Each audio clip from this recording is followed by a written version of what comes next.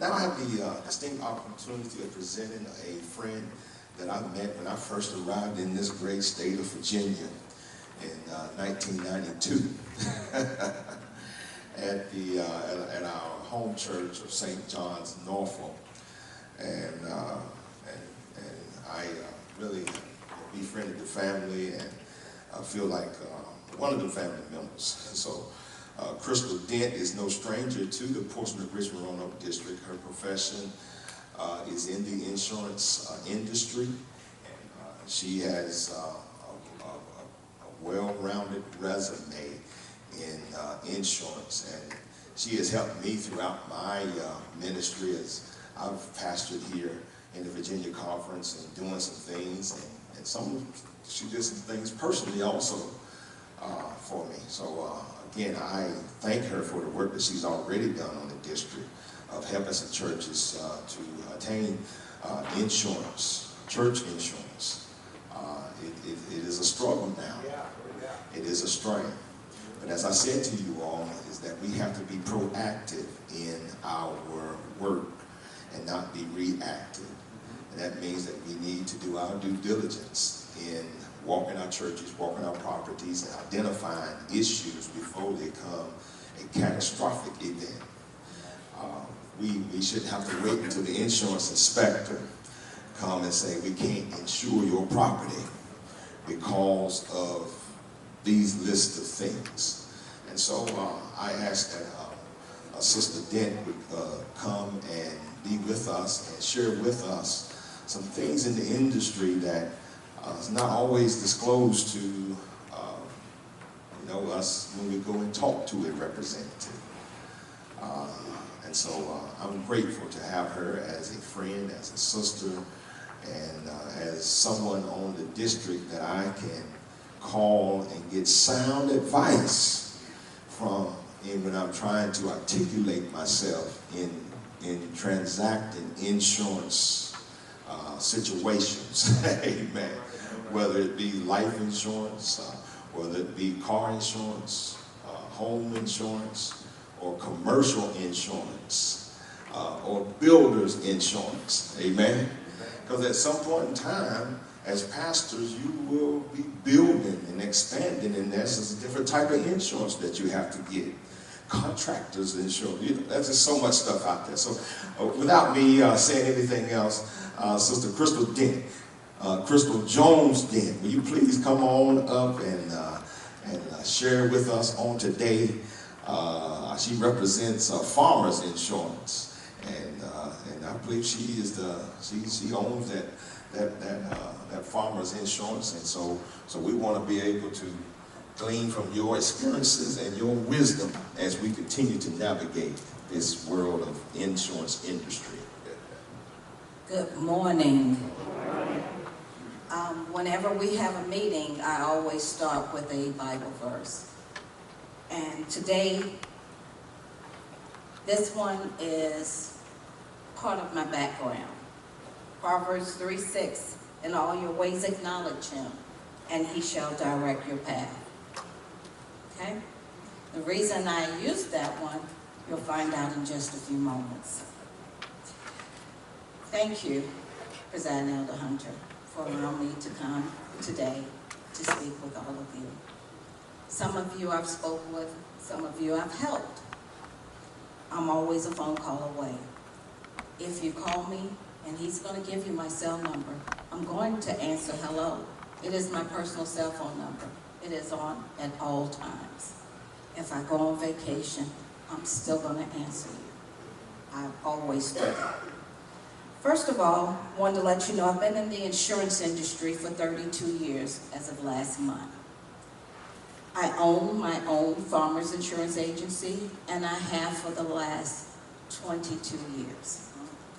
I'm located in Chesapeake, Virginia, off of Eden Way by the mall. So if any of you travel that area sometimes, my front door and Red Robin's front door is directly across the street from each other, so that way you know how to find me. I've worked for 3 insurance companies in 32 years. My path started at State Farm. But before my path started at State Farm, when I got out of high school in 1984, I went to ODU for 2 years. That was not insurance of why I went to college. I went to college for medical, and then I changed that to computer science, and then I said, I don't know what I want to do. So after completing 2 years of taking my basic courses, I decided to leave, and I went into the banking industry. After working in the banking industry, getting a little frustrated, I decided to go in the insurance industry, and that's where I started at State Farm. I left State Farm after working about 7 years and went to Chubb Insurance. And if you guys know Chubb Insurance is for rich people, wealthy people. I know they're the same, but you have your NBA players, you have the owners of the teams, basketball, musical artists. I did claims for New York and New Jersey, and I did condo claims. And you got to meet some different people. But before I left Chubb, and I stayed with Chubb a little over a year, my last claim was a comedian, a female. And some of you, I think most of you will remember her, but she had a show on TV, and she had a signature sign-off.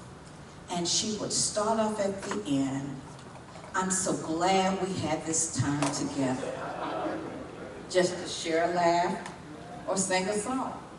Things we just got started, and before you know it, comes the time we have to say, so long. And you guys know exactly who that was. I actually had the opportunity to speak to them personally. And they were always pleasant. And sometimes you actually spoke with their assistant. But it was a job that it was very adventurous. And I was crowned before I left with the largest diamond. Now ladies, this diamond was about this big and it had a little teeny chip in it. And I looked at that diamond when I got that day, and I said, you know, I would wear this anyway, just because it had a little teeny flaw in it. So you got an opportunity to see Picassos and things like that because you dealt with celebrities. Their policies are, if it's not in the gray area, so if it was excluded, then you have no coverage. But if it falls in the gray area, they covered everything. So, but you paid for that policy.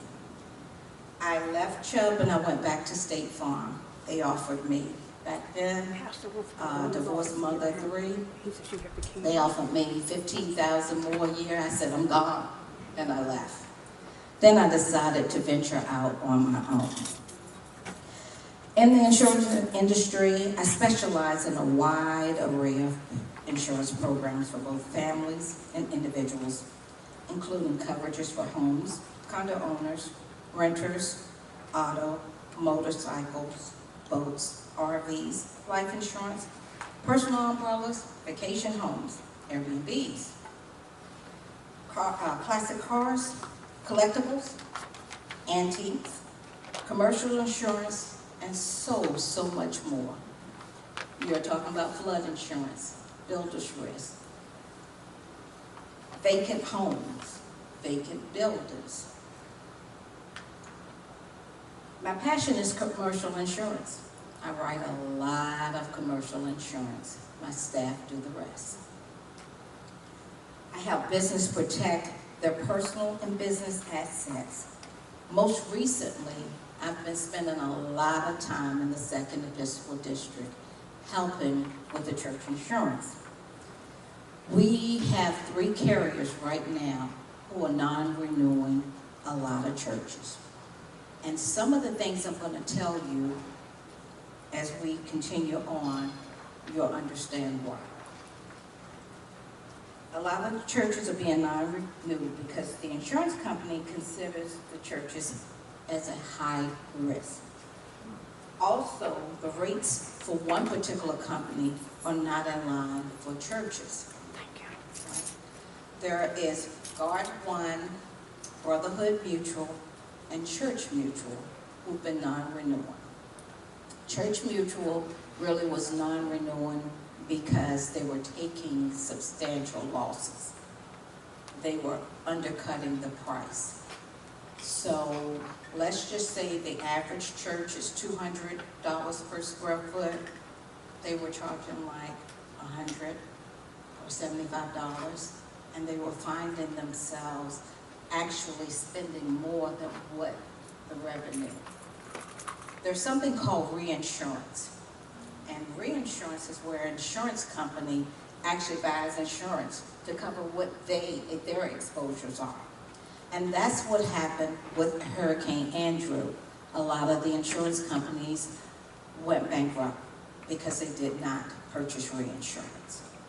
So in this case, with a church not having the proper coverages or the insurance company not charging the proper rates, it makes it very difficult for you guys. So what's been happening is most of the rates should have been double. What you were paying, St. John was paying much, much more. Okay? There is a situation that I had back in approximately 2014. I had a local church that I did their church van. And this is a good example. The church van insurance at that time was $1,400 for the year. Church Mutual were charging anywhere from $700 to $900. And again, I said that was in 2014. So as you can see, they were losing a lot of money. So what they do is they are now doing more inspections to not just churches, for all businesses. Now, as an agent, I like to act like I'm not an insurance agent, and I'll go to inspection just to see what the inspector does. So 2 doors down from my building last year, I told her, I said, when the inspectors do, let me know I'm coming down there. He never knew who I was. I watched what he did. I looked at everything that he took pictures of, so I knew how to help my clients, okay? I can do whatever I can to try to assist when it comes down to this, but you are my key. There are some things I can say and some things I can't. I've actually talked to someone who I couldn't tell him. What I said was, tell me if you think I need to change the coverage. I couldn't say there's a possibility you can change the coverages. It might be more than what you should have, because sometimes some churches are paying too much because they're overinsured. The pastor actually got angry with me. He was in this district. He said to me, he said, I don't think there's nothing you can do. I said, you don't know. I said, talk to me. I'm an AME too. I'm a treasurer for St. John. I'm a stewardess, usher board. I've done some of everything. So I know what happens to the church once COVID hit us. People didn't come back. They were used to virtual. They definitely didn't send the money. And it's harder to bring them back now.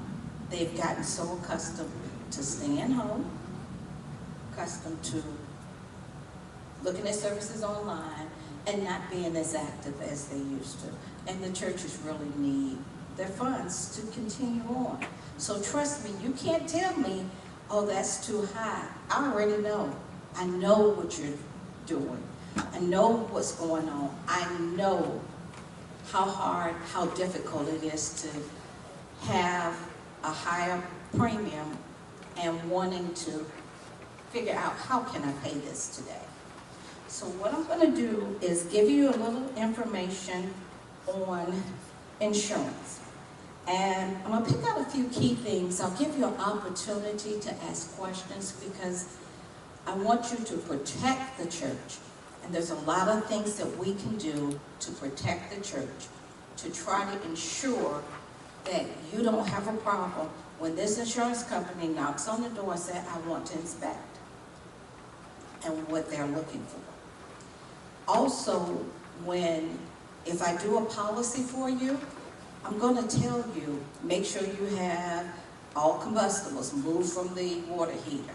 I get inspection things saying they need to do this, this, this, and I look at the list and I said, I know I told them this, I know I told them that. And it's simple things, but when you're getting one after the other, and then you're getting them on the homes, it gets very difficult to try to keep up with them. But some of the things that you can do, especially if they ask to inspect, because a lot of times they'll say, we want to come inspect, and within 2 weeks after their inspection, you get a non-renewal.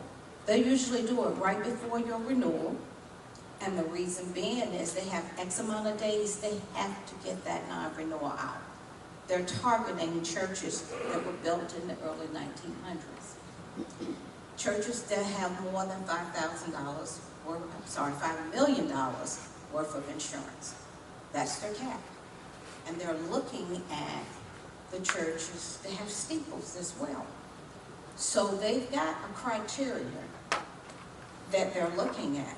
Now, as for the premiums, if I come back with a little higher premium, I guarantee you it won't go up much the next year. The trend in the last 2 years that I've seen is that all my churches have gone down a little bit, a couple $100, which is a good trend. So I'm not used to seeing $300, $400, $500, $600, and I'm watching St. John's Church, and I do not insure St. John, and there's some reasons why. We need to do some work, and that will actually, because I know all the details, it's a conflict of interest. So once we get everything together, then yes, I would insure St. John. So insurance is a practice or arrangement by which a company provides a guarantee of compensation for specific loss, damage, illness, or death in return for a payment of a premium. It's called a transfer of risk. The principle of indemnity is a functional practice of insurance that states that an insurance policy should restore the insured to the same financial position they were in before the loss. This means that the insurance company cannot profit from this means that the insured cannot profit from the insurance, or the insurer will compensate the insured for the amount agreed upon on the contract, only to the extent of the loss incurred. A good example, what I tell people is, if you had a car accident and you were driving a Toyota Corolla, we're not going to give you a Mercedes, okay? Good example, December 27, 2024, sitting in my car. And a lot of time I have that, what you call a wasa, before I go in the office, and I kind of plan my day. And I heard this little voice say, get out the car, go in the office, and get to work. So I got out the car, went in the office, turned on my computer. Computer came up, went to log in, and I heard a loud boom. And it was the accident. The man hit my car.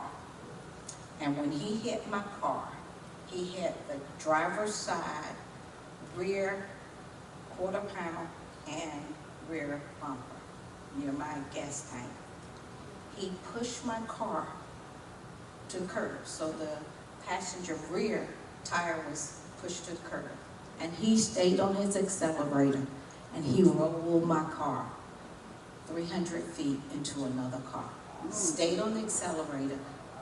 I pushed that car, my car pushed that car in the middle of the street, and it was halfway within the street.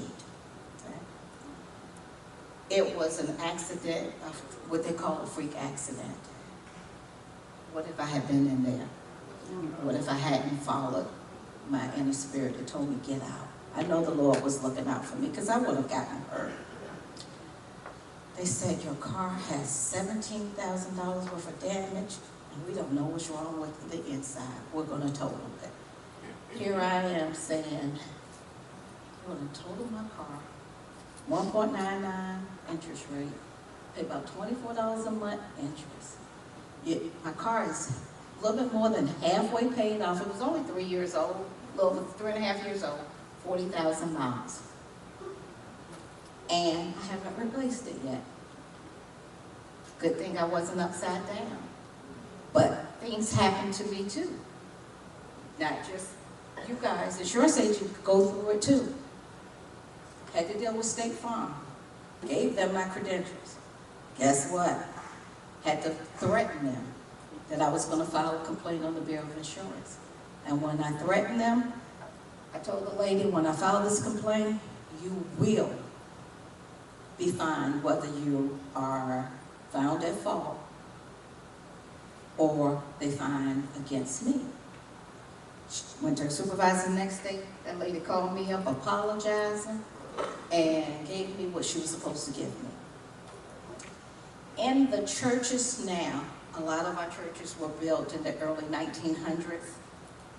There's something called functional replacement costs. Functional replacement cost means that the amount in which it would cost to repair or replace the damaged building with less costly common construction materials and methods equivalent to obsolete, antique, or custom construction materials, and methods used in the original buildings prior to 1940. So what that means, if you got a church, that same wood that was done in the 1900s is not the wood they make now. Okay? So you can't give you replacement costs, because replacement costs is putting you back to where you were prior to that loss. You can't do that. But because of the age, it's called functional replacement costs. We've got to put you with what we have now close as possible to put you back where you were at. And again, replacement cost is the cost to construct or replace an entire building with equal quality and construction. So those are the two that we deal with in churches. How churches can help with high premiums and protect themselves from being dropped by their insurance company. For one, we have a change in our weather pattern. As you have seen in recent years, we've had tornadoes to touch down, we've had hurricanes, we've seen record flooding. Yesterday, September 18th, 2003, Hurricane Isabel hit us. We were without power for a few days. I remember having a tree fall in my yard and leaned on another tree, and actually blocked Kempsville Road where I live at in Chesapeake. The wind, the rain, all of that causes damage. But we've had tornadoes to touch down behind my house a few years ago. We've had them touch down in Suffolk, Roanoke. A couple of years ago, I was headed to Rocky Mount. You remember that time when the tornado touched down and damaged the Pfizer building? Have any of you been up close to see the damage from a tornado? My husband was heading home a couple of days after. Well, his family, he's from North Carolina, but his family was having a family reunion in Rocky Mount. And I knew that there was damage somewhere where we were going at. And we were driving down the road, and I saw all these trees down, and I saw where the path of that tornado came across the interstate. And the only thing I could say was, my God, because nobody was injured. And to see the devastation, I had tears in my eyes, because I was that close. When we got off the interstate, and we got off the interstate right after where the tornado had touched down there, I was seeing churches where the steeples were on the ground. I was seeing people who were moving trees. I was seeing the devastation, and it's not a good feeling. So our weather patterns is causing problems for us. So what we're going to do is talk about some of the things that we can help ourselves with. Are you guys familiar with flood insurance? Flood insurance is if water rises and comes under the door, that's flood insurance. Okay? The only time a commercial policy or home policy covers flood, if you don't own, if you didn't purchase a flood policy, is if a window blew in, a tree fell on, and caused flooding in your home.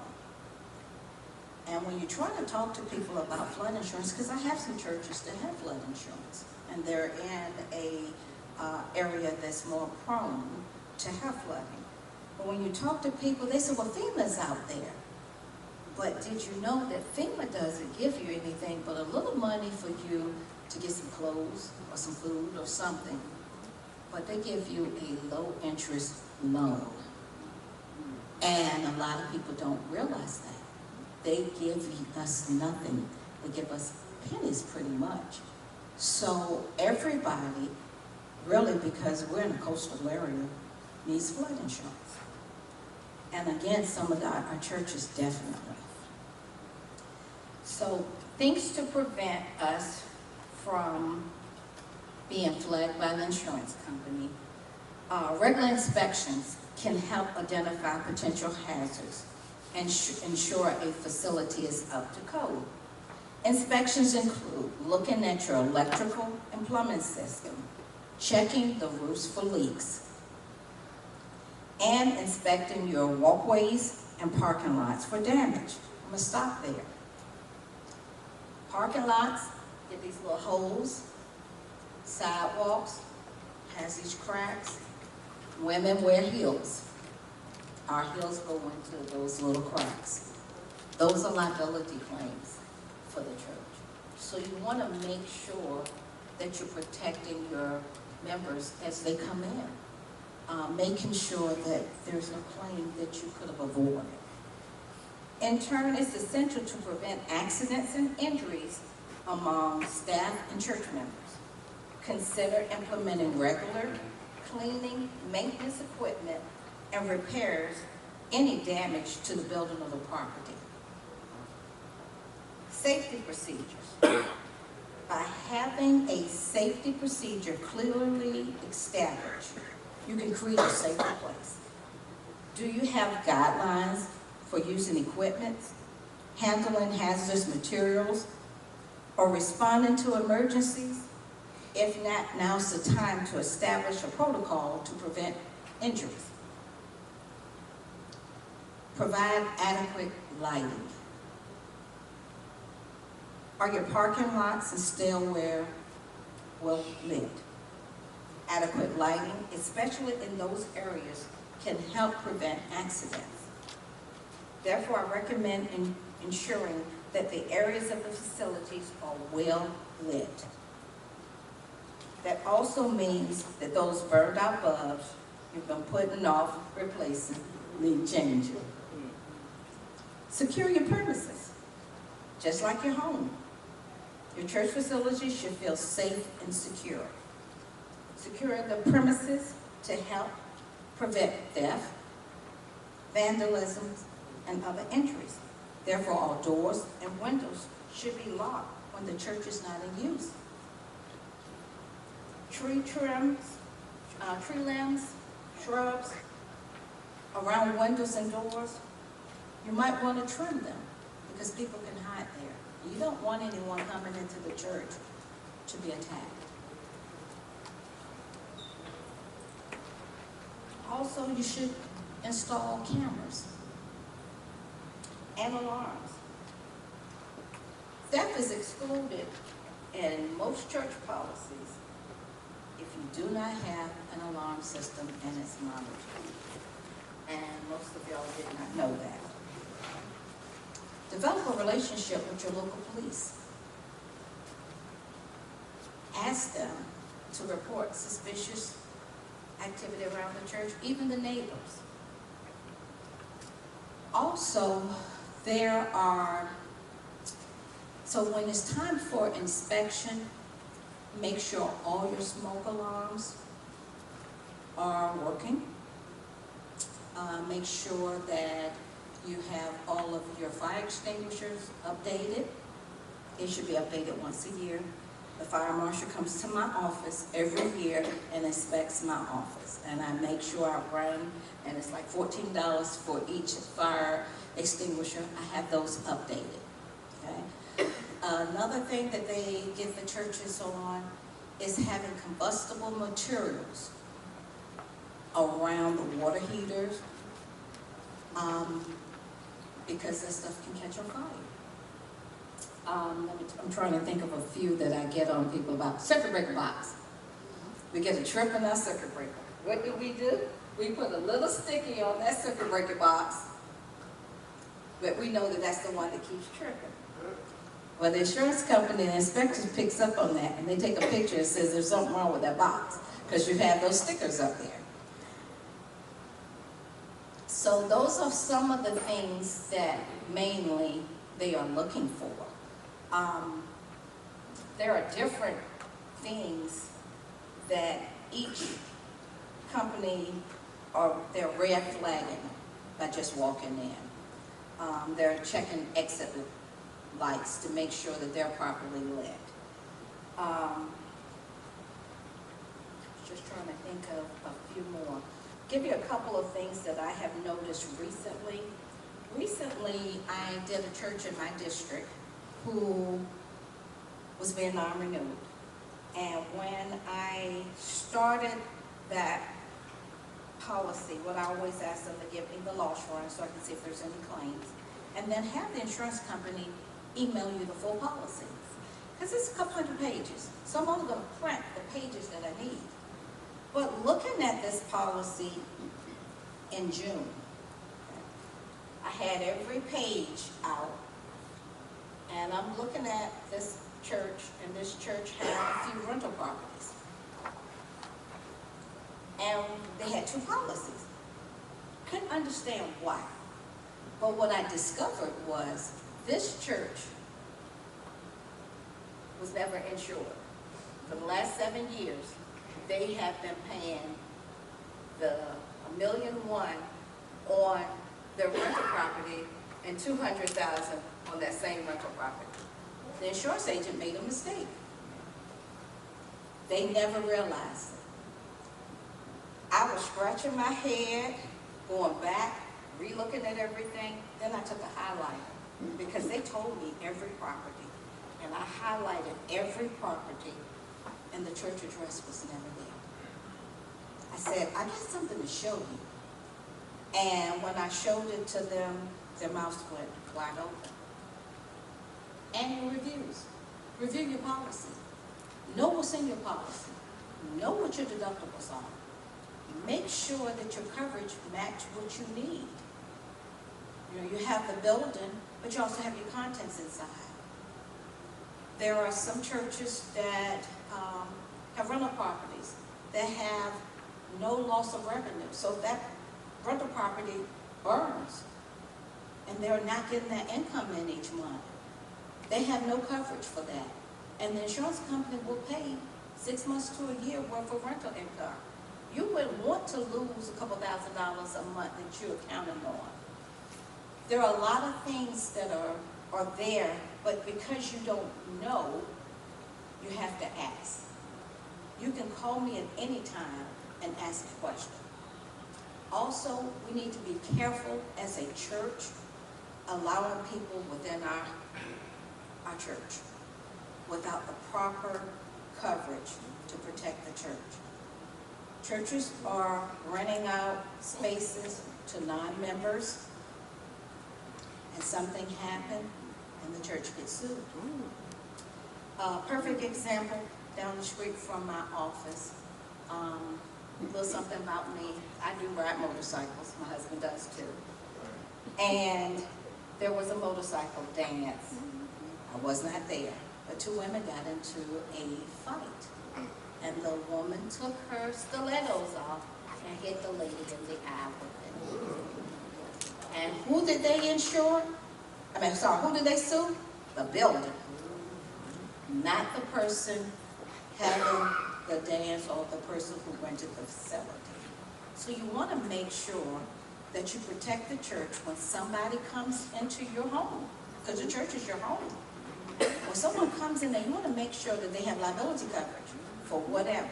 There are one-day events, 2 days events, or just recently I was asked to write, I'm actually in the process of closing this deal this weekend, a church going into another church, renting it out to another church, and they had to have liability insurance listing that church as additional insured. That means that if something happens, it doesn't fall on the church, it falls on their insurance. So we have to be careful when we allow someone in our church. Now I'm going to give you guys a few minutes, because I have a few minutes left. I'm going to give you a few minutes to ask me questions of what you want me to speak on. But I just want to say this in conclusion. Protecting a church from accidents and injuries requires a proactive approach. By following these suggestions, you can avoid insurance claims and protect the church and those inside. Yes, getting a check to cover the cost may be good, but who do you think is really paying for your claim? The insurance company? Wrong. Each other church. Insured by that carrier is ultimately paying for your claim. And as claims go up, so do premiums. That's all churches will pay. Therefore, it's better to be proactive to save money in the long run. Any questions? Yes, sir. Yes, ma'am. My first question revolves around vehicle insurance. We own two vehicles. We own a van and a bus. But we're not doing the traveling that we used to do. I doubt in the two vehicles we do 2,000 miles a year. Premiums that go down. Help me out. Okay. I hear that question all the time. Premiums didn't go down. When you go get that car serviced or get it fixed, does the dealership charge you less? Insurance premiums are based on to replace whatever goes wrong. So the cost of materials keep going up. So that's why insurance premiums don't go down. As long as you have full coverage, you're going to see it, because we have to be prepared if something happened that we've charged you enough to take care of the cost of repair. And parts, zip code, parts, type of vehicle, all of that comes up to your premium. So the mileage doesn't matter at all. They used to change they used to charge based on the mileage. What happened is, we do 3,000 miles a year. So people knew how to get over. So they used to make you, when we used to have those little pink slips from when your car inspection, they wanted those because that would tell what kind of how many miles you had on. So they would register that. Well, guess what? People stopped sending them in. So everybody gets a commuter. There's no such thing as a pleasure. Insurance company will say pleasure. It's really not. Everybody gets a commuter now. Or business purpose. As for the church fans. Thank you so very much. You're welcome. Yes, ma'am. Okay, so my question is, as far as the liability insurance, you know, a lot of times we'll have guest speakers, we'll have people coming in to do services with us. Does the liability cover them as well, or just the members of the church? The liability is going to cover anyone that you bring in. The liability that I was talking about is, let's just say you don't know me, and I want to have, let's say, a baby shower or a wedding reception there. But you don't know me. I'm renting your facility. You don't know the people that I'm bringing.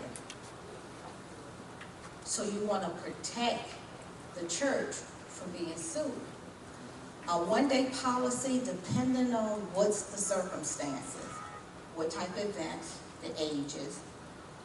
This doesn't really pertain to the church, but I would say this.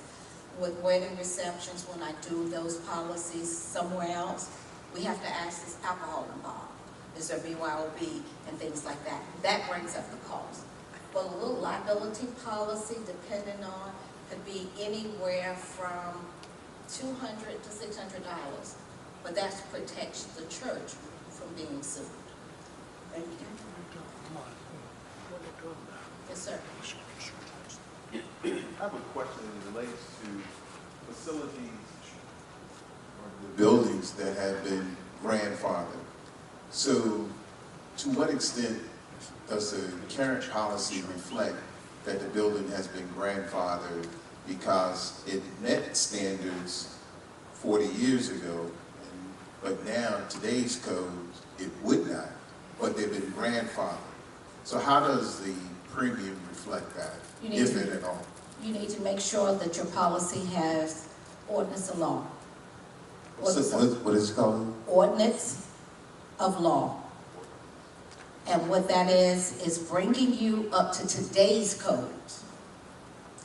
And it's a little bit more, but not that much of a difference. What I normally do is, because I feel like I'm vested in the AME, I make sure, and I'm not just doing AME, I'm doing non-denominational recently, but I make sure that what I would give my own church, I will give to someone else. Now, if you say you don't want it, then I can remove it, but I'm going to give you the full picture. You don't even have to do insurance with me. If you just say, hey, look at this, tell me what I'm missing, I don't have a problem with doing that. Just get me what I need, I will look at it. Because the object is to protect the church, to protect the property. There are some churches out here who have cemeteries, and those cemeteries have no insurance. It costs me $50, $30 to $50 to add a cemetery to a policy. A normal liability policy that I write, because I do them in two forms. I do the property on one policy and the liability on the other one. Why? Because I can get that liability coverage cheaper by doing it that way. If I package it, it's going to be $900 to $1,000. The basic liability policy for a church is $690.36. And I do that because this particular company has great rates for liability for a church. So that's why I will do them in two policies instead of having one policy for all. Because the object is to try to save you some money. If I can't save you some money, fix it so that it's not much of a burden on the church. Sometimes I'm finding churches are just underinsured, just didn't have enough coverage. And thank the Lord, nothing happened. But I'm seeing so much. It's like I learn every day when I look at a policy. We've got churches out here that have vacant property. Once a policy that, your policy states in there that if the property goes vacant for 30 days, there's no coverage. Okay? Churches don't have a person in there every day. A lot of churches are only open on some Saturdays and Sundays. So that's why they like for you to have an alarm system, to keep theft from happening. Vandalism and cameras, you can kind of see what goes on. One final question. In addition to the building insurance, how about liability for pastors and those who provide counseling services, let's say, at the church? What's your reaction to that?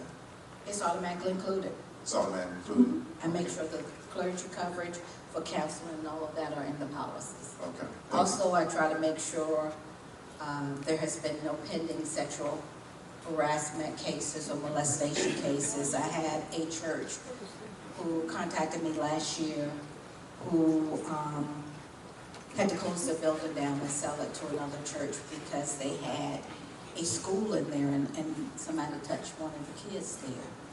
And they lost their liability coverage, so they had to shut that church down and another church came in.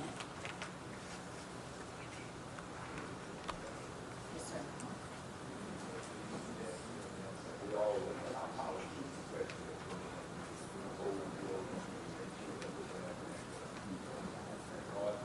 Ordinance of law, yes. Yes, you want to make sure you have it, definitely, because things in the early 1900s, mid 1900s, codes are totally different now. And they change. They change every couple of years. Yes. Most of the time on your policy, you have a design for what the facility is appraised for. How often should you have that appraisal done, and should it be done by an outside company other than just the insurance? So what the insurance company does is they base the square footage and the features, the year, and all that to determine what it costs to replace it. Sometimes it does not equal out. So the city assessment may say $1.5 million, but we say in order to rebuild that structure is $1.8 million. So we really don't look at what the city states. We look at what it costs to put you back before your loss, and that's your replacement cost, or functional replacement if it was built before 1940.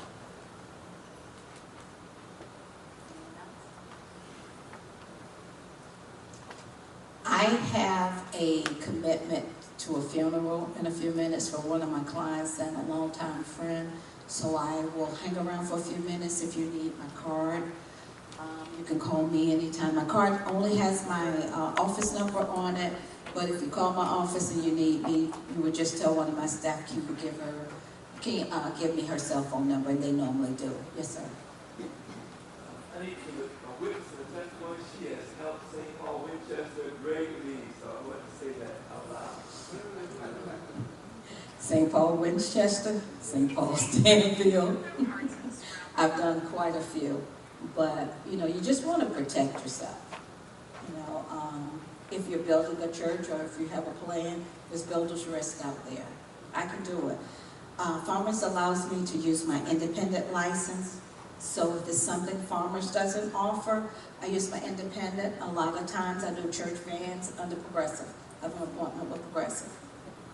So I really have, in the 32 years, well, let's say the 22 years with Farmers, I've only told 2 people that I could not help them. And they had something that just did not meet anyone's category to insure them. But other than that, I have done sharpshooters that you call them and they will shoot a tranquilizer bear, fishing tournaments. A man was walking around downtown Norfolk filming different things for a documentary, and he needed insurance. They would not let him walk around downtown Norfolk. And he called me up and he said, they told me you do weird insurance. I said, where is my name coming from where I do weird insurance? But yeah, I do. I find what you need. And like I said, I'm a phone call away. And if you need me for anything, I will answer all questions. If I don't answer the phone, leave a message. I always call back, no matter what. Thank you again for allowing me to be here. I appreciate everything that you've done, and you can call me anytime for your little tidbits, because he picks my brain all the time. I'm trying to make him an insurance professional. I'm trying to get him a second job. Thank you. Give it up to Sister So to all the pastors, we have the trustee boards who are looking at these policies. but I encourage you to get smart on that insurance package. I know that it is very challenging because it is 5 to 1,000 pages, but all of those pages are, you know, you got to pick out what's necessary. And there's only probably about 30 some pages out of that 5 to 1,000 that really, you know, tells you what you are actually covered for. And so I challenge you to go through that package. All of these things that she expressed, different terminologies. If you don't understand those terms, go to Google, look them up. It will definitely help, or call Sister Dent, and she would definitely explain it to you. And what I have found is a lot of our churches are not covered fully. You get the what I call a default package, and we just utilize that and say that we are covered. But then when you get in and start looking, there's a lot more things that need to be added to that package.